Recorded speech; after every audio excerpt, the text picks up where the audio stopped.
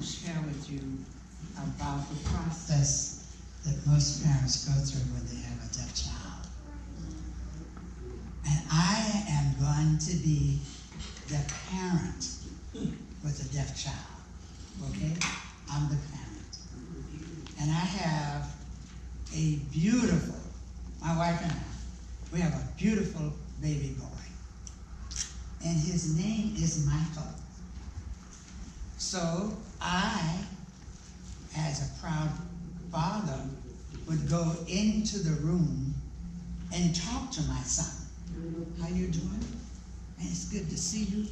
I'm so glad you're mine. I don't know what to do. This is what we do. Oh, honey, it is the most beautiful little boy you've ever seen. And my wife will agree. She agrees with me. And we continue. Now, keep in mind, now, I have this one child that is deaf. By the way, I have other children as well. So I'm doing the same thing that I did for my daughter. When my daughter was a baby, we talked to her. We held her. We kissed her. We sang to her. And she caught on very well. In fact, my daughter knew when it was feeding time. My daughter knew my voice from the mother's voice. My daughter even knew when to be quiet when I walked in the room. And my daughter even knew when we were sitting chatting, she wanted to participate. Now I have this boy here, and he's good looking, but he's deaf. And he cannot communicate to me. My daughter can. My son cannot communicate to me. He doesn't even know that I'm around. And because I have not discovered early that he doesn't respond to me, I too no longer can communicate. I don't communicate. And this is the problem, or should I say, this is the real concern with deafness. Okay? While my son is deaf, and I'm not communicating with him, or he is not communicating with me, with the coos and the ahs and the crying, that's a form of communication, it dies down. He no longer gets the feedback. And since he no longer gets the feedback, well, he's just wondering what's going on. Looking around and everything.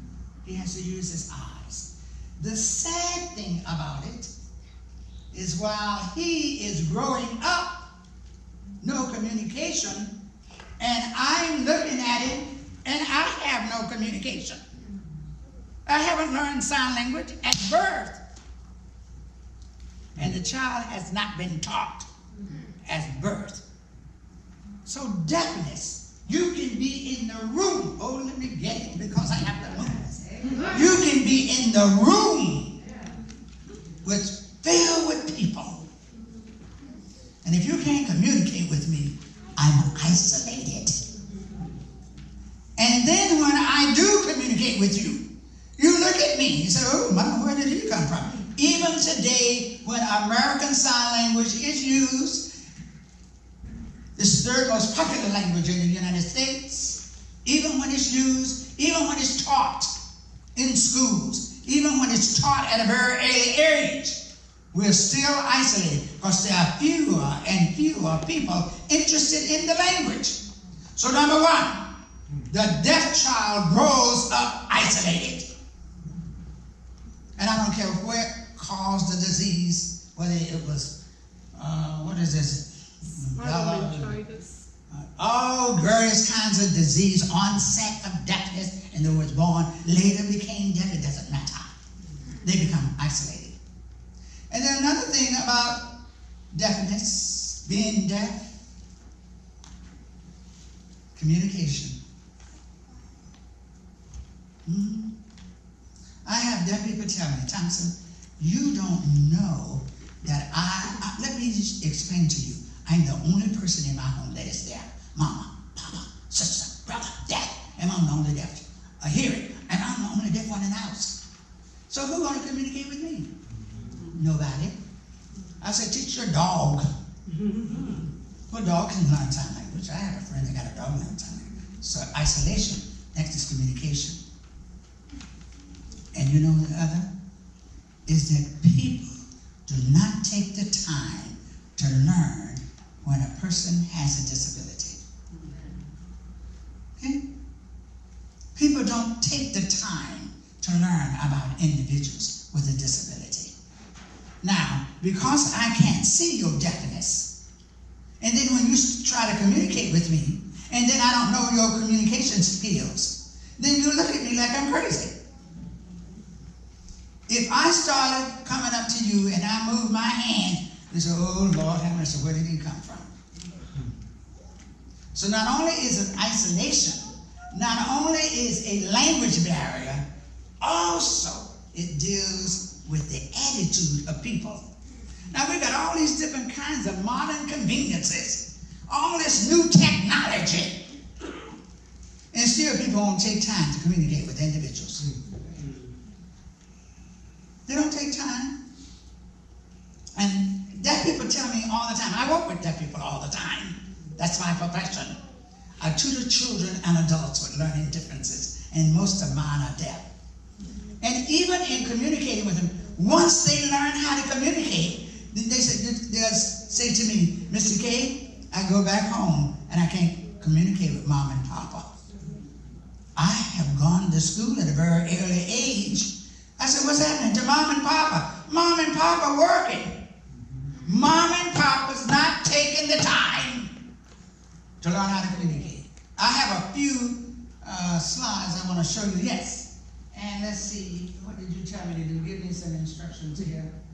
I want to see how many of these you can get right. Let's see how many you can get. Do I need to do something else? What do I need to do? Look at this. Can you read this? Number one. It is impossible to sign with your mouth full. Let's see how well you can understand some of these. Can you chew and sign? Yes. Okay. It's improper to touch a deaf person to get their attention. Is it okay? Yes. I can touch you. I can come up with you and say, touch you, I'm trying to get your attention. How am I going to get, yeah, I can't do that. I can touch the person. And you should do it, properly. Number three, it is most useful to wash the hands of the signer. No, it's not useful. What you going to do with looking at the hands? Can you tell what the hand's going to do? No, that's not. And the next one, deaf people will always understand if you use your voice. No. That's false. You got to be nervous with that word always. And another thing too, if I'm totally deaf, if you communicate with a person that's totally deaf, what good would you use your voice anyway? They can't hear you. And another thing too, you're bad is talk loudly. Hello? I was talking to an individual and she was talking to me loudly. She was just speaking real loud. I said, what's your problem? She says, aren't you deaf? I says, I am now. Hello, how are you? I said to myself, what's her problem? That's all kinds. You know what? Time won't allow me to continue much longer. But it's all kinds of misconceptions about deafness.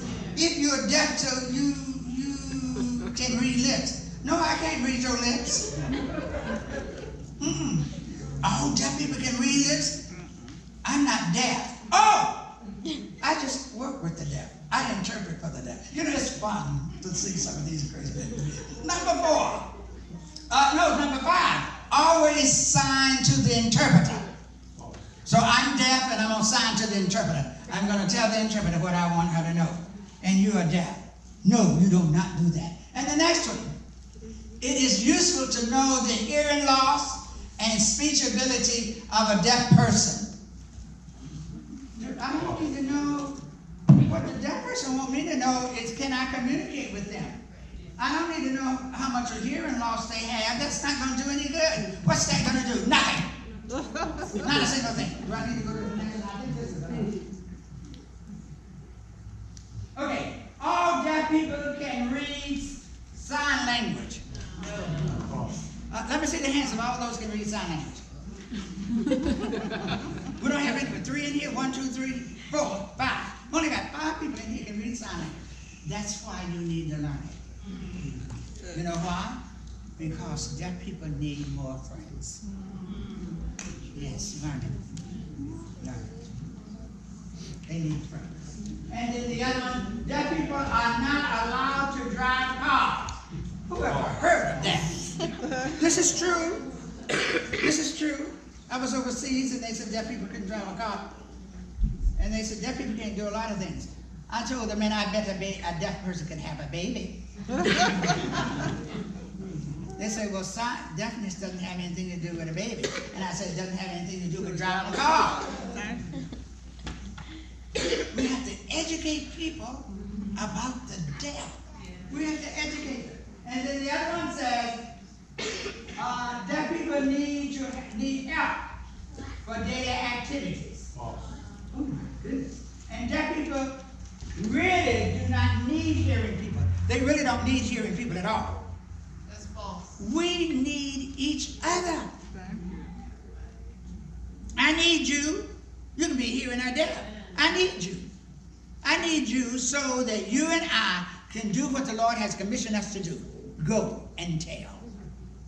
That's one of the main reasons why I want you to learn sign language. If you don't give them but 2 little words, Jesus, 3, loves you. You got to be able to tell the deaf person that and sign it. And the last one is, all born deaf people are born to hearing parents. All deaf people are born to deaf parents? No. A high percentage. In fact, it is 90% of, 89% of all deaf children come from hearing parents. Yes, they do. My encouragement to each of you is learn as much as you can, as much as possible about the deaf, and then find out what it is that you can do to make a difference in the lives of deaf people. Thank you. Amen.